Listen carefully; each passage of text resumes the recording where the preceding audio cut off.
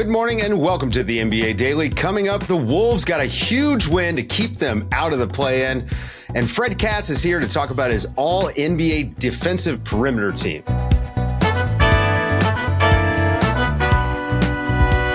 Good morning, everybody. Good morning, Zena. Morning, Dave. Welcome back. Missed you guys. Yeah, Thank you. Welcome back. Although, I wish you would have gotten an actual vacation, but Final Four was great. Final Four was unreal. UConn took the Natty with a statement win in both Final Four and the championship game. Really, really fun. Yeah. And by the way, guys, just a quick reminder, that's no off season for Zena and for the podcast. Go and check it out. Facts. Subscribe. They're working hard and got the WNBA draft coming up. So literally no off season at all over there. We're almost in the postseason, Zena. And we have lucked into such a fun season that we're going into the final weekend with 15 playoff spots up for grabs. So there's so much seeding work to be done this weekend. And it starts last night where we had a bunch of teams going into the night tied up out in the West. And a couple of them met up, Minnesota and Memphis. So we had a marquee matchup. And let's just be frank about it. The Memphis Grizzlies did not meet the moment in the way that the Minnesota Timberwolves did. Anthony Edwards had 44 points. Just looked like he came out ready to deliver a knockout blow at any point. And the Timberwolves did. Third quarter, 52 points. That's the most points in a quarter by any team this season. Anthony Edwards had 19 in that quarter. I mean, it was big game player. And Zena, like we've seen him do this all year long and just step up for these big games.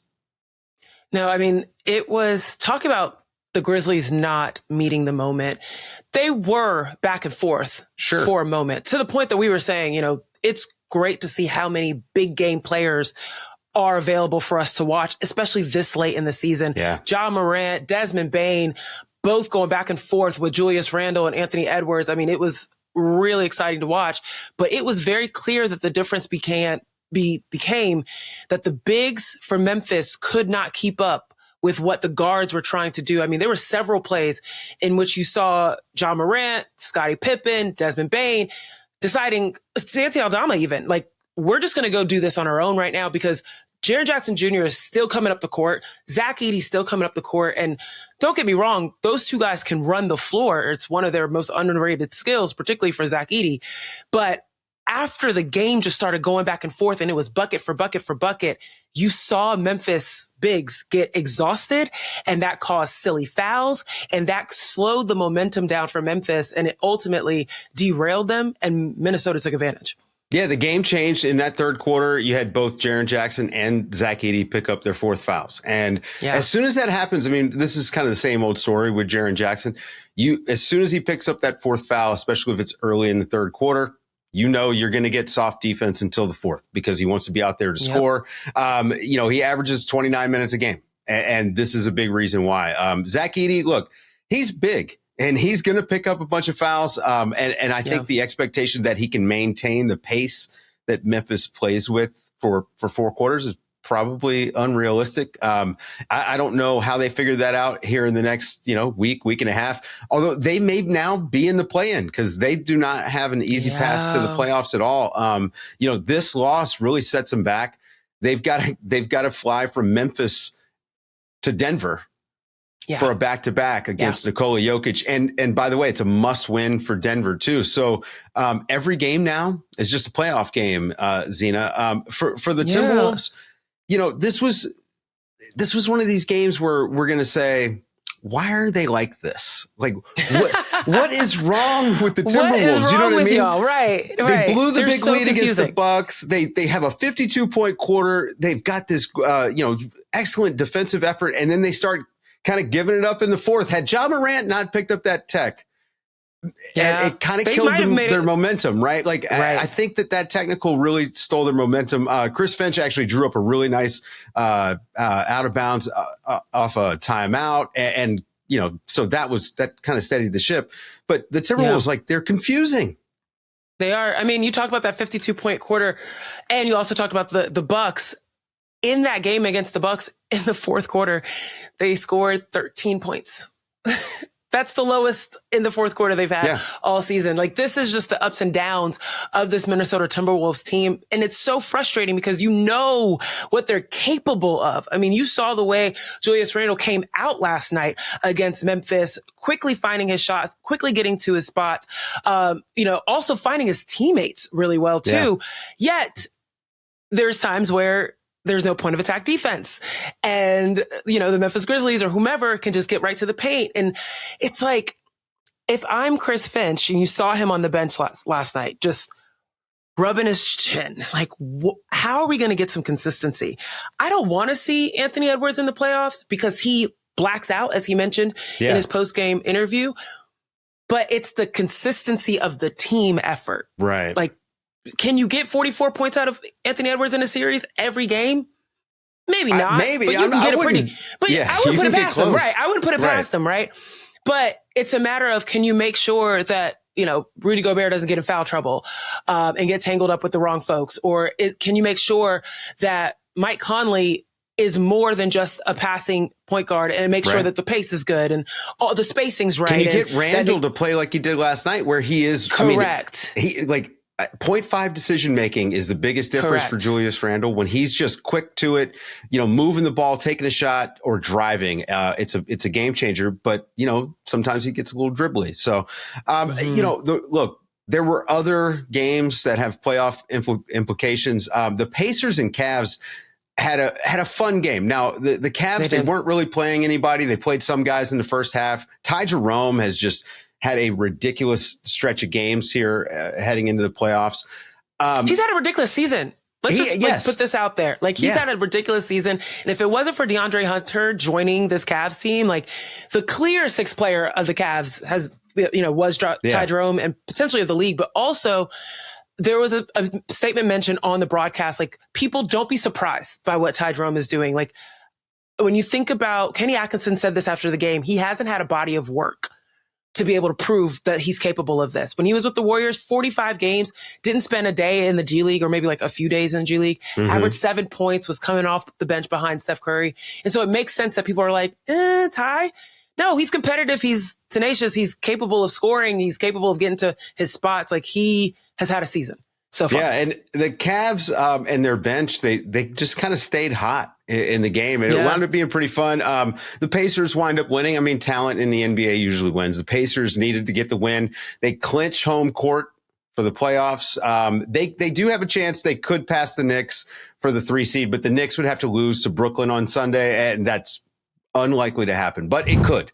The Milwaukee Bucks also, they win their game, but it didn't really matter. So now the Bucks are in a bit of a pickle here, Zena. Okay, they go into the weekend. They played 2 games against the Detroit Pistons.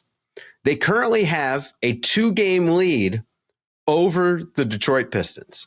So if they win 1 game, they stay ahead of the Pistons. They are the 5 seed. They would go on to likely face the Pacers. But if they were to lose both games, they drop to the 6th seed. And all of a sudden, the Milwaukee Bucks are facing the New York Knicks. Now, that's a different world if you're the Bucks. Let me ask you, Zena, just for the Bucks, I think if you're the Pistons, they're trying to win. They do not have any excuse to play around with any seeding. They should want to win both of the games against the Bucks regardless. They should want to be the 5 seed. So we won't even ask about that. But with the Bucks, you could make this argument. Look, it's a more veteran team. They have to pick their spots a little bit. They need to be smarter about it. No Damian Lillard, maybe. Right. You know what I mean? Factor. There's a lot of question marks for them. So I think if they're playing the seeding game, the basketball gods might not punish them. So who would you rather face if you were the Bucks? Would you rather play the Knicks or the Pacers? Ooh, so there's a few ways to look at this. Like, one, if you compare how the Knicks did against the Bucks or how the Pacers did against the Bucks, Pacers only won 1 game of 4 against the Bucks this season, whereas the Knicks won all their games so far against the Bucks. So you're like, okay, don't want to match up against the Knicks for that reason. But if you look at how the Pacers have been playing, they're 8-2 in their last 10. They're on a roll. And they're also picking up their defensive efforts, top 15 in the league in terms of defense, but also top 10 in offense. And they're clicking on all cylinders right now. And sometimes that momentum is a thing that you don't want to face heading into the playoffs. But if I'm talking about a series, who can show up night in, night out, after scheming for you, adjusting for things, I'm putting more trust in Jalen Brunson and Karl Anthony Towns to show up and pull games out, because we've seen it. We've seen them do it before. I think you don't want to face the Knicks. I'd prefer to go up against the Pacers. I think the Knicks also, they have a lot of bodies that they can throw at Giannis. OG Anunoby, that's true. Bridges. I mean, everyone's going to get a shot at Giannis, and look, they're not going to stop him, but they're going to make life pretty difficult.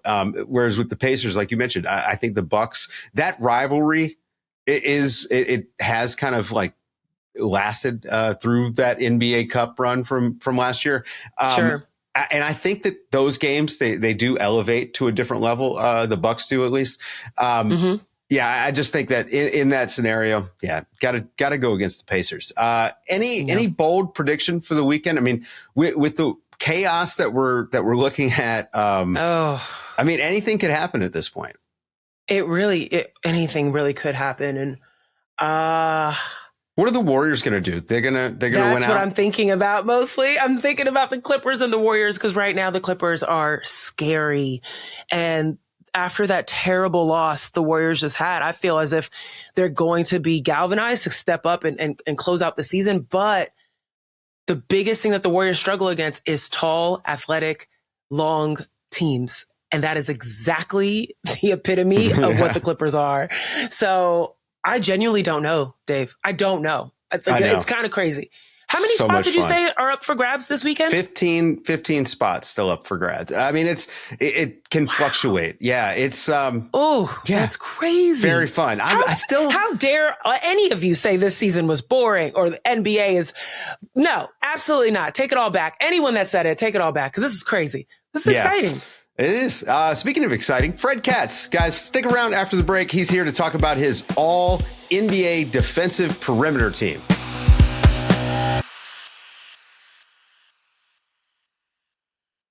Playoffs are almost here, and that means it's award season. Here to talk about some awards he made up, Fred Katz. How are you, man? You made up the all-perimeter defense team, which I love, because it does feel like bigs are overrepresented on the regular, defensive player of the year conversations, 100%. That's why I did it. Like Jalen Williams from the Thunder went on a podcast earlier this year and talked about how there should be 2 defensive players of the year, one for bigs and one for perimeter players. And my reaction to that was like, that's kind of a good idea.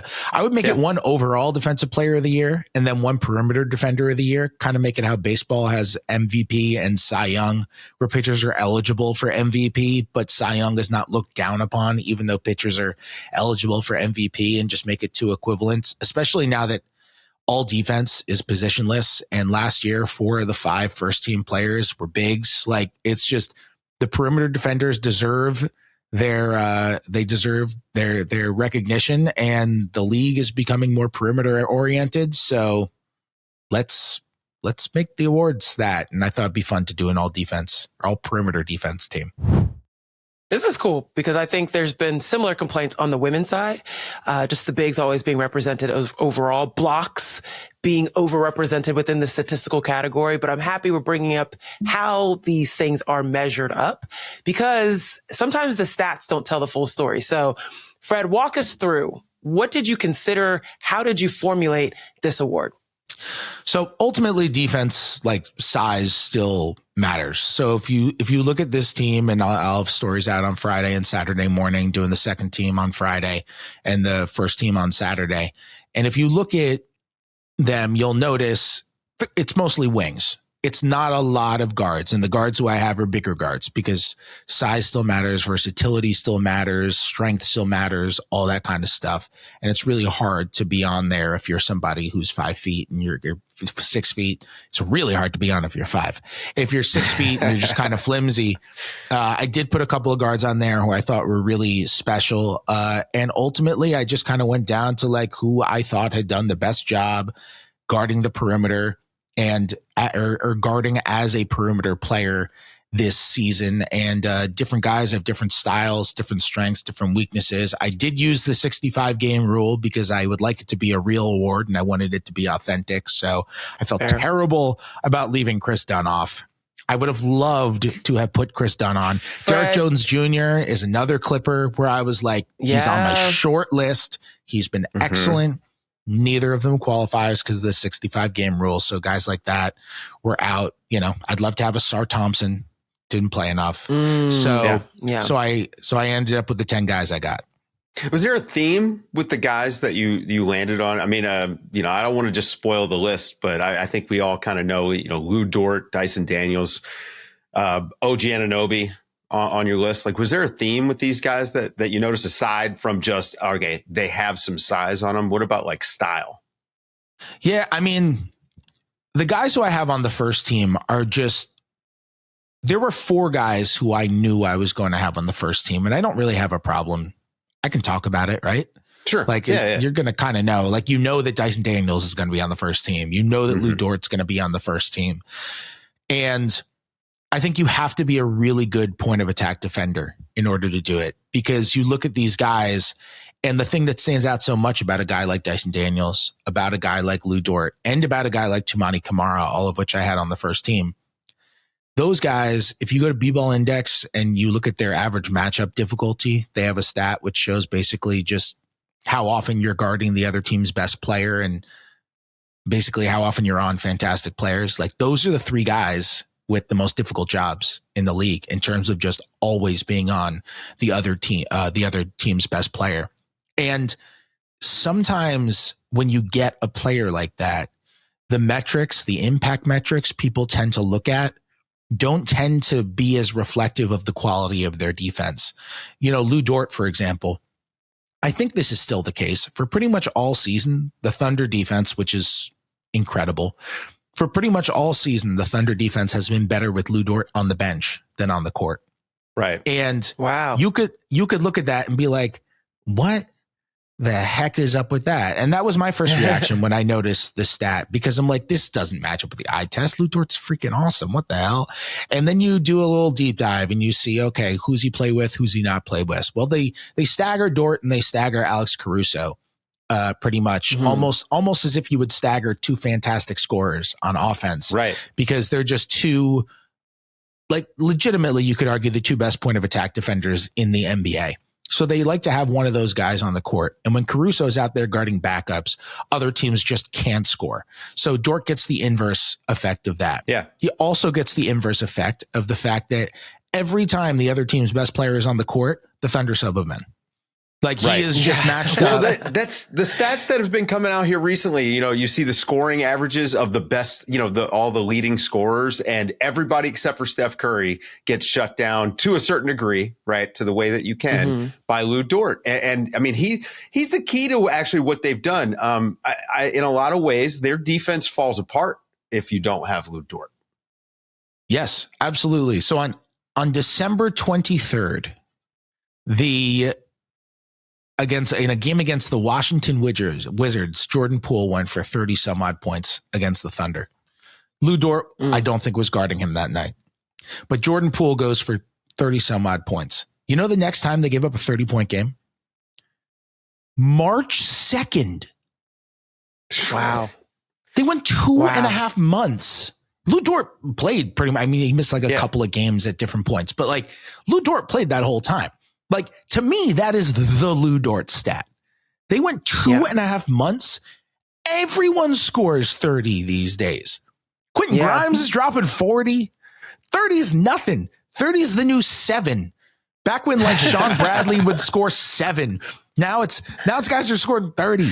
They didn't give up a 30-point performance. And look, it's obviously not just Lu Dort. Their team defense is insane. They are loaded with defenders. Their schemes are incredible. They're aggressive. They force more turnovers than everybody. And I have 3 Thunder players on this thing. And if their whole team were eligible for awards, you could legitimately justify putting like 8 Thunder players on the real all-defense team, which is insanity. But you're right. Like, a lot of the turnovers they get, even if Dort doesn't get a ton of steals by Thunder standards himself, a lot of the turnovers they get are just caused by Dort taking away a team's first action then another team frantically having to go into another action late in the shot clock. And he's unbelievable at that. And it's kind of crazy. He's never made an all defense team before. He absolutely, like, he will 100% be on my first team all defense this year. He's been fabulous. I'm happy you brought up, the fact that the Thunder are well represented on your list. And if you could expand it, you probably have even more. I look, there's another team that's got multiple representation on your list in Minnesota. And I'm wondering how much, you take teams like the Thunder, number one defense in the league, but how much does having a team scheme help boost folks on your list or, being a part of this conversation versus someone that's kind of like on a lone island and just happens to be a great defender, but isn't on a team that overall is a good defensive team? It absolutely helps. I think that's just kind of inherent to the sport. And that's something that is always difficult to judge from the outside. For example, like you mentioned, the two Minnesota guys I have on there. I have Jaden McDaniels, who I actually think has been not quite the level where he was last year. Every once in a while, I watch a random game against the Hornets, and I'm like, Jaden McDaniels isn't quite himself, but he also just soars to these such extraordinary highs against these elite players. And he's another guy, kind of like Dort and Dyson Daniels and Kamara, who I mentioned, who it's like unbelievably difficult life. Like he's contested the second most shots in the NBA this year of any perimeter player. He is just constantly on the ball all the time. And obviously is fabulous at it and is a great shot blocking wing too. And Nickeil Alexander-Walker is the other guy I have there, who is just has the most incredible defensive stance I have ever seen in my entire life. That dude, I bet he has a good low back squat. Like he really, everything stays. But that's how he plays. Yeah. That's how he plays every single second. And what happens is, like, when he gets around screens, he'll be like untouched. I just think he's such a fabulous pick and roll defender because he'll just be untouched by the screen because he's so low. He like springs himself to some other spot. He looks like a spider. And something that I thought about a lot with those two, because Alexander Walker, I kind of was teetering on the edge, and I was like, do I want to put Drew Holiday here? And I was really considering Drew Holiday, and then Drew Holiday lost eligibility because he's going to only play 64 games instead of 65. So the decision was kind of made for me. But the thing that I thought about a lot with Alexander and with Jaden McDaniels is they have the ability to be really, really, really aggressive at the point of attack, because a lot of the time when Alexander, who I think is a fantastic pick and roll defender, when Alexander Walker is guarding at the top end of the pick and roll, the guy behind him is Rudy Gobert. So you should be pressing up against your guy. You should be more aggressive at the point of attack because you want to cause more turnovers. You want to cause more havoc. And if you get beat, you've got maybe the best security blanket in the league behind you. And you look at somebody like a team that I used to cover, the Knicks, where, Mikal Bridges has gotten a lot of flack for his at the point of attack defense this year. And he was somebody who I really didn't consider putting on because he's just been beat too much at the point of attack. But part of the reason why is because he is not defending as aggressively at the point of attack with Karl Anthony Towns on the back end of a lot of those pick and rolls. And Bridges tends to look a lot better when he's got Mitchell Robinson behind him. So it's a little bit of a trade-off, and basketball is such a context-based sport that it becomes difficult. But that's the whole thing. Rudy Gobert makes guys look good. We talked about the Clippers guys who aren't on the list, like Ivica Zubac has been incredible defensively this year. I'm sure those guys feel really good being insanely aggressive at the point of attack with Zubac behind them. I'm sure Derek Jones I'm just thinking Jr. about Keon Ellis probably doesn't feel the same with his line of attack. Keon Ellis was on my list. My thing with I think he's not going to be eligible because he played too little at the start of the season. But my thing with Keon Ellis is he still unsuccessfully gambles too much. Great steals guy, incredible potential, plays hard as hell. Totally might get there at some point in his career. He still gambles too much off the ball, and there's still so many times where he'll jump a passing lane, and all of a sudden someone's not there to help the helper, and you give up an open three or an open layup or something like that. And I tried to stay away from gamblers who are like reckless gamblers. Like I didn't have any reckless gamblers. Well, that defense isn't good enough. Frankly, that would have been one where that defense is just not good enough to get a guy on a perimeter team, in my opinion. Regardless. Yeah, I mean, look, I happily put Dyson Daniels number one or first team, and the Hawks defense is not exactly the best. It's a little bit of a different story, but with the context and the nuance, I always go to Fred Katz, especially when it comes to defense, because I know you're watching more film than just about anybody else. That's going to do it for the show, folks. Go and check out Fred's all defensive team, again, coming out over the course of 2 days. Fred, thanks for hanging out. For Zena Keita, I'm Dave DuFour, and this has been the NBA Daily. Thanks for waking up with us.